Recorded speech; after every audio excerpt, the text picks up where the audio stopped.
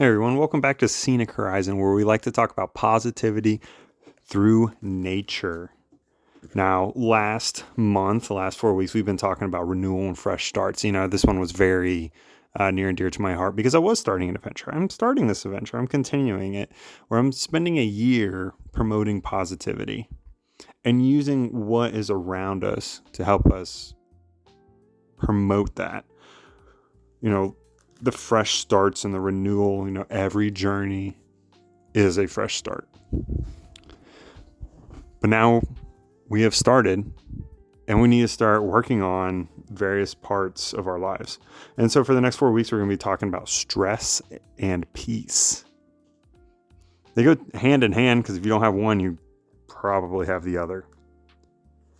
So for the first week, we want to talk about recognizing the signs of stress.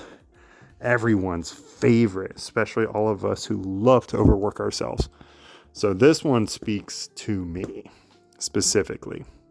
Earlier this year, and I'll continue the story in a little bit, but earlier this year I was working on a ton of projects, personal projects, working on work projects, all the kids doing stuff, and I was finding myself stressed out. But I recognized that and I took action. So let's dive into it, okay? So let me ask you something. When was the last time you truly felt at peace? Not just relax for a few minutes on the couch, but deeply calm, mind quiet, heart steady, spirit rested. If you had to think about it, you're not alone. Most people I meet are living life at 100 miles an hour, juggling work, family, finances, and expectations. We tell ourselves, we're fine, while our bodies and minds quietly wave red flags. Again, this week, we're going to talk about recognizing the signs of stress, not just the obvious ones like headaches or sleepless nights, but the subtle signs that show up in how we think, act, and even relate to others. Because before we can find peace, we have to first know where we've lost it. Stress doesn't always look like chaos. Sometimes it looks like control. Tell me if that line just hit you. Right? Stress through control. Those of us that need to have control of everything, I tell you what, that line hits hard. But you know what I mean. The urge to keep everything perfectly in place to hold things together. Because if we let go for even a second, we might all fall apart. I commonly use the phrase of duct tape and bubblegum. Yep. I now view that as duct tape stress and bubblegum anxiety.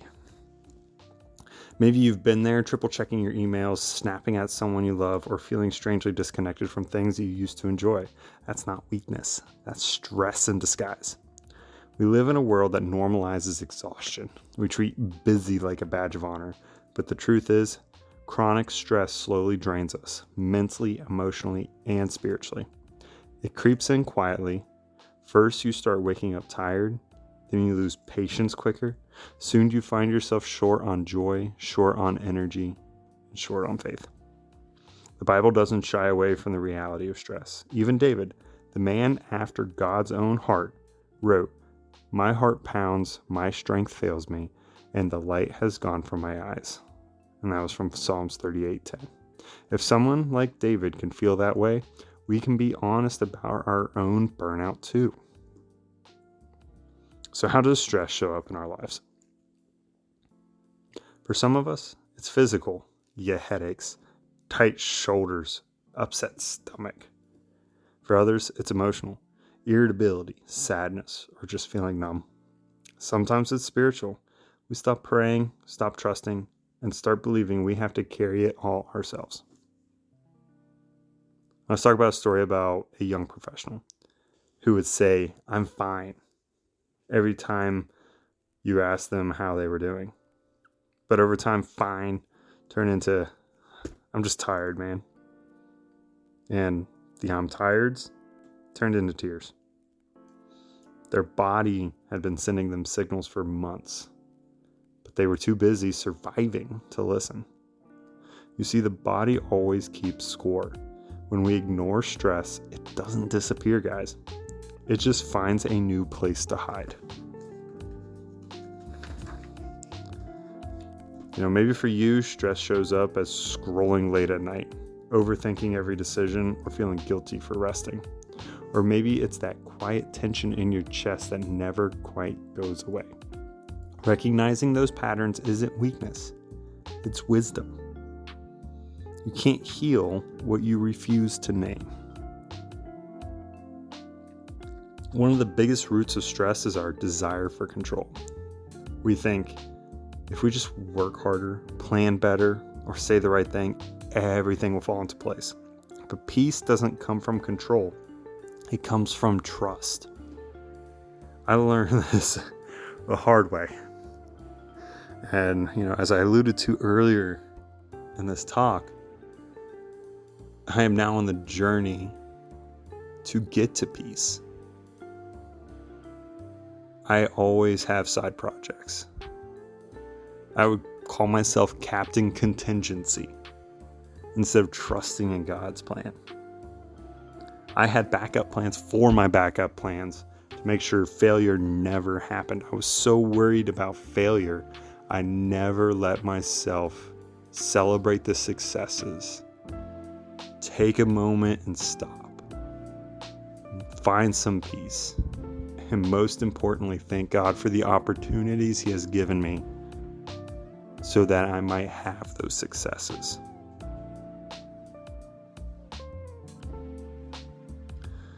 Now, what made me realize that I was way overstressed? One, my wife constantly told me, but she'll be the first one to tell you, it needs to be, my idea before it clicks, and that's the truth. I will tell you. But the idea is that for me, it's not getting rid of stress. It's recognizing the stress. It's knowing the moment to walk away. It's knowing the moment when you can't just keep putting effort into something and expect monumental changes. Matthew 11:28 says, "Come to me, all who are weary and burdened, and I will give you rest." It doesn't say, "Come to me when you've finished your to-do list." It says, "Come," period. Sometimes peace begins with a single act. Admitting that we're tired and we need help. For me, that was God's help. For me, that was family helping. For me, it was putting down the stressors, walking away from them, and starting new positive projects. But let's look at some other ways that you might be able to recognize and realize the stress. And here's 3 kind of steps. Step 1, pause, check in. Throughout the day, take a minute to ask yourself, what's happening in my body right now? Are your shoulders tense? Is your jaw tight? Are you breathing shallowly? Those are physical clues that you're under pressure. Awareness opens the door to change. Step 2 is name the source. When you feel all that, when you feel anxious or drained, ask what's causing this. Sometimes the stress isn't from the moment you're in, but for an expectation or fear that's been building for weeks. Writing it down or saying out loud brings clarity, and clarity brings calm. When you know what you're fighting, you have a better chance of success. And step 3, invite God into it.